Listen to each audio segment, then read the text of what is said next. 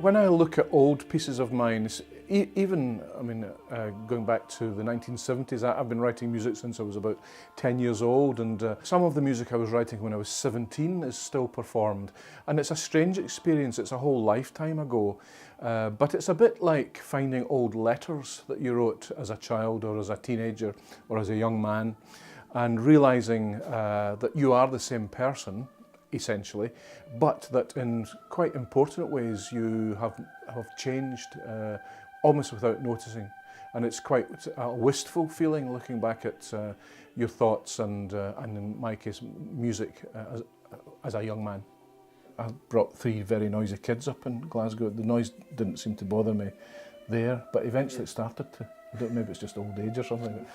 I'm very proud that a focus like this is happening in my own country, especially at the Edinburgh International Festival. It's a festival that I've loved since I was a teenager. I've been going to Edinburgh Festival concerts since the 1970s, and it's always had that air of excitement about it.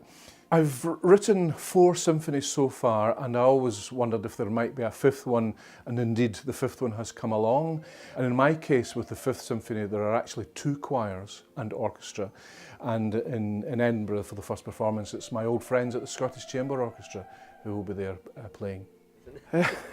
Well, they certainly hear the wind. It's in the breath movement. One of them's about breath, one of them is about water and fire. Those are the 3 movements, yeah. I have a kind of ideal listener in mind when I write my music.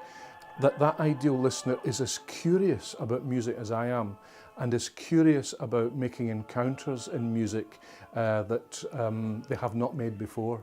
And of course Edinburgh Festival certainly has those ideal listeners who are curious for new encounters and unexpected encounters in the arts.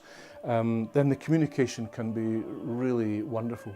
But it's a world that I love, and it's my first world in music, is getting the music to work, getting the music to have its own consistency and message and meaning, and then to be able to communicate it through your fellow musicians to an audience. It's a 3-way communication that is mystical and magical.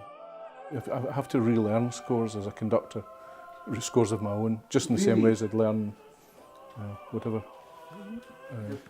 Sibelius. I mean, I love both. I love to be able to sit back and listen, but also I love being up there performing along with other musicians. I think music is more important now than ever. It's a language that speaks beyond words and images, and that's why it's so mysterious, and that's why it's so strangely beautiful, and has still so much potential for all of us who are involved in music, whether we're classical musicians or whatever, grappling with this thing called music to communicate its beauties and its endless possibilities is a great gift.